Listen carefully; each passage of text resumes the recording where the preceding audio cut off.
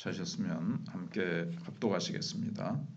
이스라엘은 이미 삼켜졌은즉 이제 여러 나라 가운데 있는 것이 즐겨 쓰지 아니하는 그릇 같도다.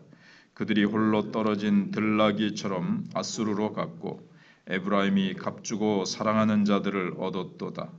그들이 여러 나라에서에게 값을 주었을지라도 이제 내가 그들을 모으리니 그들은 지도자의 임금이 지워준 짐으로 말미암아 쇠하기 시작하리라.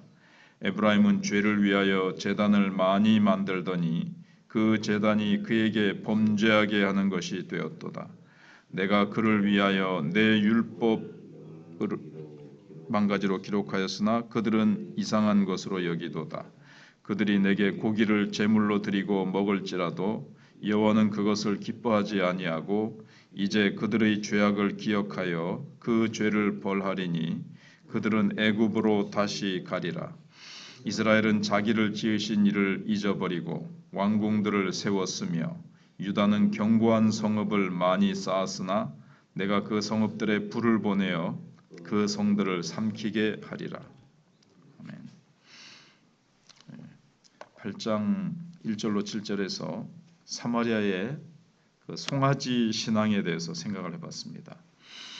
번영 신학, 자기 이기적인 번영 신학이지요. 그러면 자기 중심의 그런 신앙의 결과는 어떤 것이냐 하는 것을 8절로 14절에서 말씀해주고 있습니다. 두 가지 방향으로 나타났는데 하나는 하나님을 의지하지 않고 외교적인 관계로 나라를 지탱하려고 하는 것이고 다른 하나는 말씀 없는 종교의식에 빠지는 것이었습니다. 먼저 그들의 불신앙적인 외교를 살펴보면 8절 9절에 보시면 이스라엘은 이미 삼켜졌은즉 이제 여러 나라 가운데 있는 것이 즐겨 쓰지 아니하는 그릇 같도다. 그들이 홀로 떨어진 들나귀처럼 아수르로 갔고 에브라임이 값주고 사랑하는 자들을 얻었도다. 하나님께서는 이스라엘 백성들의 상태에 대해서 두 가지 비유를 드시는데 하나는 기뻐하지 아니하는 그릇에 비유고 다른 하나는 홀로 처한 들나귀입니다. 기뻐하지 않는 그릇은 우리도 집에서 보면 너무 더러워졌다거나 오래돼서 또는 한 곳에 막 이가 빠지고 흠이 나고 별로 사용 가치가 없는 그릇을 말하죠. 소위 개박 그릇이 된 겁니다. 이스라엘 백성들은 여러 나라에게 인정받으려고 아무리 막 이런 방법 저런 방법 또 국고를 탕진할 정도로 돈을 써도 이스라엘을 좋아하는 나라가 아무도 없습니다. 찬밥 신세입니다. 그 이유는 뭐냐면 이스라엘 백성들을 아무도 마음에 들어하는 나라가 없어요. 사실 하나님께서 사랑하셔서 그들을 택하셔서 그렇지 그들이 뭐 숫자가 많은 것도 아니고 뭐 자원이 풍부한 것도 아니고 그들은 세상적으로 볼 때는 뭐 이용해만 할 만한 가치가 없습니다. 세상적으로는 아무런 매력이 없어요.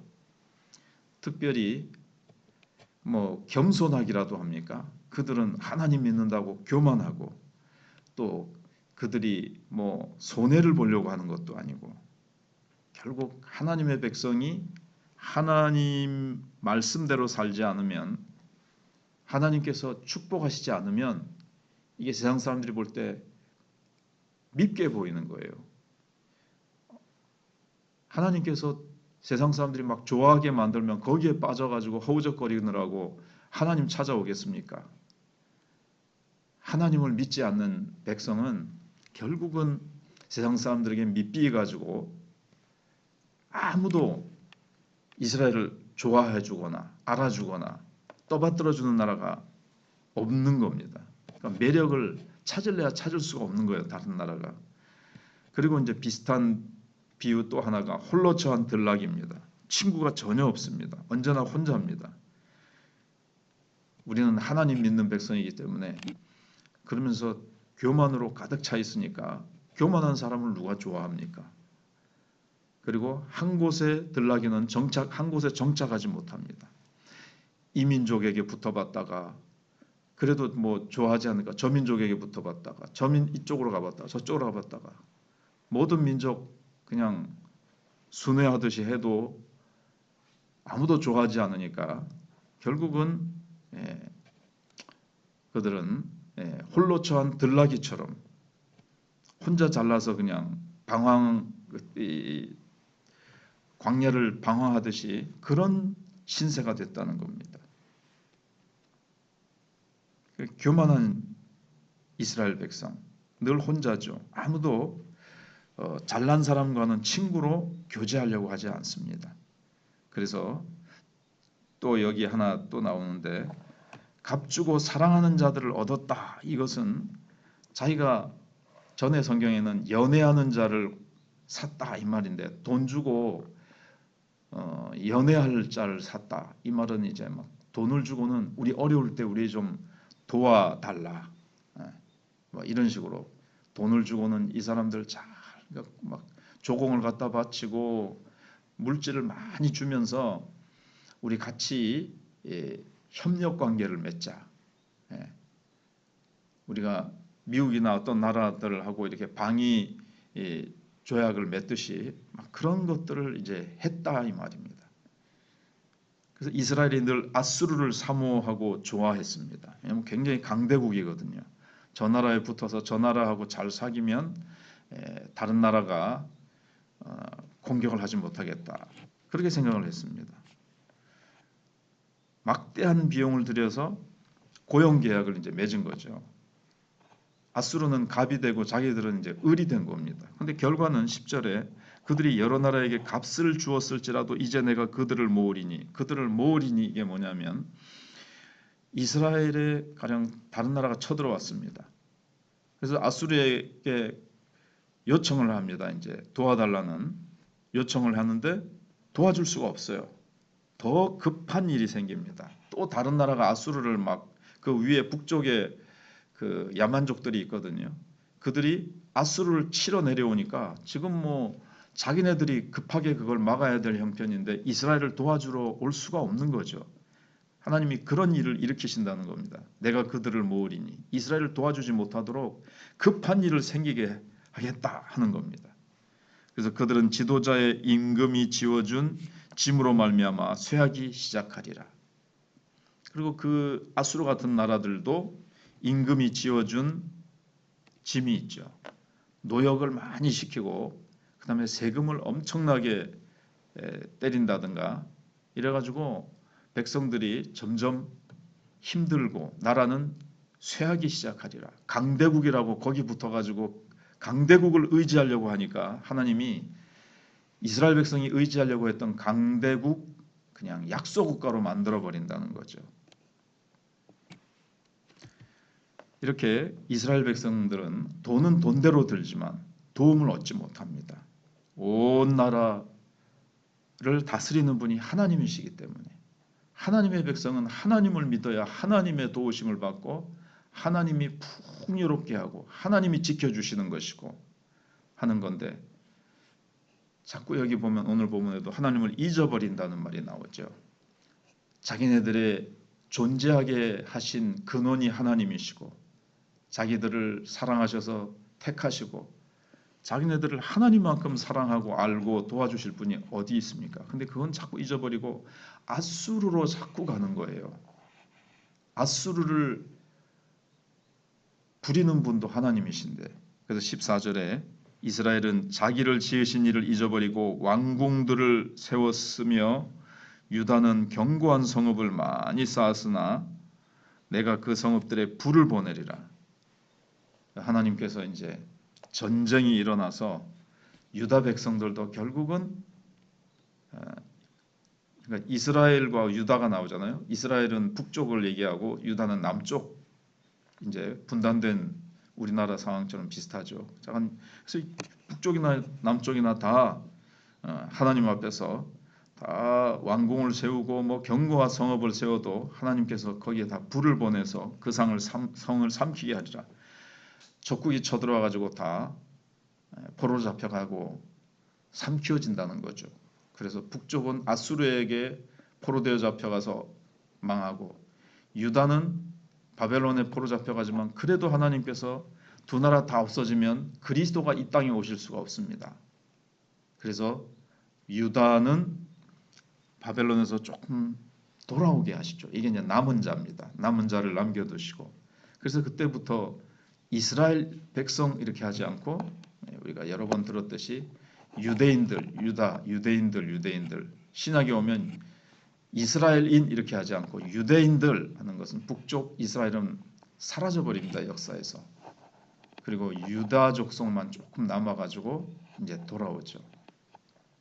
남쪽은 사실 유다와 베냐민인데 그냥 베냐민은 원래 숫자가 너무 적어서 그런지 그냥 유다, 유대인 이렇게 이제 됩니다. 이제 성을 쌓고 인간이 할 수 있는 방위, 이제 자기들을 방어하기 위한 성을 구축하는 것 자체가 나쁜 건 아닙니다. 아무것도 하지 않는 것보다 인간이 할 수 있는 것을 하는 것은 낫지만 자기를 지은 이가 누군가를 잊어버린 상태에서 하나님 없이 아무리 성벽을 강하게 쌓고 소위 만리장성을 쌓는다 할지라도 그것은 아무런 소용이 없습니다.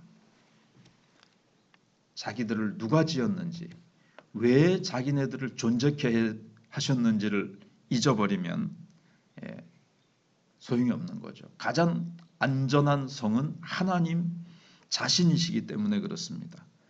그리고 가장 풍요로운 삶은 하나님의 뜻에 순종할 때 하나님께서 가장 안전하게 하나님의 손이 지켜주시고 불말과 불성각으로 지켜주시고 하나님께서 하나님의 뜻에 순종하며 살 때 필요한 모든 것을 하나님께서 공급해 주시기 때문에 그렇습니다. 교회도 하나님이 왜 택하시고 세워주셨는지 그걸 잊어버리지 않고 우리를 왜 여기 마천 지역에 세워주셨는지 목적을 우리가 잊어버리지 않고 살아갈 때에 하나님께서 부흥의 부흥을 주시고 또 사람들이 참 하나님 앞으로 돌아오게 되는 역사가 일어나게 되는 것입니다. 11절에 에브라임은 죄를 위하여 제단을 많이 만들더니 그 제단이 그에게 범죄하게 하는 것이 되었도다. 여기 죄를 위하여 제단을 많이 만들더니 이 말은 이제 언뜻 보기에는 속죄하기 위해서 자기네들의 죄를 회개하기 위해서 제단을 많이 만든 것 같이 되지만 근데 그 제단은 범죄하게 하는 것이 되었다. 이 말이 뭐냐 하면 앞에서도 나온 것처럼 기복신앙입니다. 그냥 잘 되게 해주십시오. 삶은 엉망이면서 잘 되게 해주십시오. 뭐 건강하게 해주십시오. 승진 잘 되게 해주십시오. 그 다음에 연봉 올라가게 해주십시오. 뭐 자식이 뭐 좋은 대학 가게 해주십시오. 좋은 회사에 취직하게 해서 이 세상에서 잘 먹고 잘 살고 뭐 의시되면서 남에게 꿀리지 않으면서 이제 이런게만 하나님 앞에 이제 빌었다는 거죠. 근데 한국 교회가 그렇게 된 데는 목회자들이 말씀을 전하는 자들이 그런 식으로 가르친 자들이 많다는 거죠.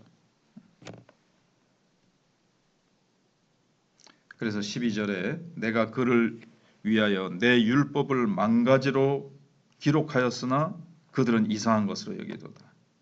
하나님께서 그들을 참 반듯하고 아름다운 삶으로 진리로 잘 인도하시려고 말씀을 많이 주셨는데 그들은 그 말씀을 업수히 여기고 무시하고 이런 말씀 무슨 필요 있어? 그래서 말씀에 관심이 없다 이 말입니다. 지금 한국 교회도 이런 부분이 많습니다. 말씀을 사랑하고 필사하기도 하고 다독도 하고 그래서 여전도 연합회에서 상도 주고 이렇게 하지만 그러나 많은 성도들이 성경을 별 관심을 가지지 않고 읽지 않고 공부하지 않고 묵상도 하지 않고 그냥 말씀 한번 잠깐 듣고는 금방 잊어버리고 말씀에 관심 없이 뭐 소위 다른 세상에 더 재미있는 것들 넷플릭스라든가 또는 뭐 여러 가지 거기에 많이 시간이 투자가 되고 뭐 유튜브나 인터넷을 통한 그런 것들의 시간을 엄청 많이 빼앗겨도 거기에는 많이 투자해도 말씀에는 관심이 없는 그런 성도들이 얼마나 많은지 모릅니다. 그래서 이런 말씀들이 현재에도 참 진행되고 있고, 마지막 이제 13절에 그들이 내게 고기를 제물로 드리고 먹을지라도 여호와는 그것을 기뻐하지 아니하고 이제 그들의 죄악을 기억하여 그 죄를 벌하리니 그들은 애굽으로 다시 가리라. 여기 눈에 번쩍 띄는 말씀이 애굽으로 다시 가리라. 애굽에서 구원해내셨는데 다른 나라로 다시 포로되어 잡혀갈 수밖에 없다. 그 정도로 그들은 제사는 잘 드리고 지금으로 하면 예배는 뻔듯하게 잘 드려도 삶 속에서 죄악 가운데 살아갔다는 거죠. 구약을 읽어보면서 선지서를 읽어보면서 한두 번만 얘기하면 될 텐데 왜 이렇게 계속 이스라엘의 죄를 구구장장절절 계속해서 지겹도록 이렇게 계속 나오는 이유가 뭡니까? 인간은 이만큼 부패했고 예수님이 오시지 않는 한 인간에게는 소망이 없다. 예수님은 꼭 오셔야 된다.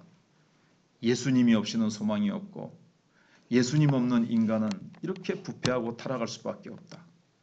지금 팔레스타인의 전쟁, 그 다음에 인도 파키스탄의 전쟁, 그 다음에 러시아와 우크라이나의 전쟁, 그리고 지금 대선을 하는 데 있어서도 서로 그렇게 상대방을 비방하고 거짓 뉴스로 상대방을 이렇게 하고 하는 것부터 시작해서 인간의 죄상은 우리가 잠시만 뉴스를 들여다봐도 인간의 죄상은 썩을 대로 썩어 있고 인간이 이렇게 왜 서로 사랑하지 못하고 서로 섬기지 못하고 이렇게 돼 있는가를 보면서 정말 복음 아니면 예수님 아니면 이 세상은 너무나도 죄악으로 가득 차 있다는 것을 보면서 예수만이 답이다 하는 것을 우리가 깨닫게 되고, 오늘 말씀 속에서 하나님의 백성이 하나님 사랑하고 의지하지 않으면 그 결과는 비참하게 되어진다는 것을 우리가 깊이 또다시 한번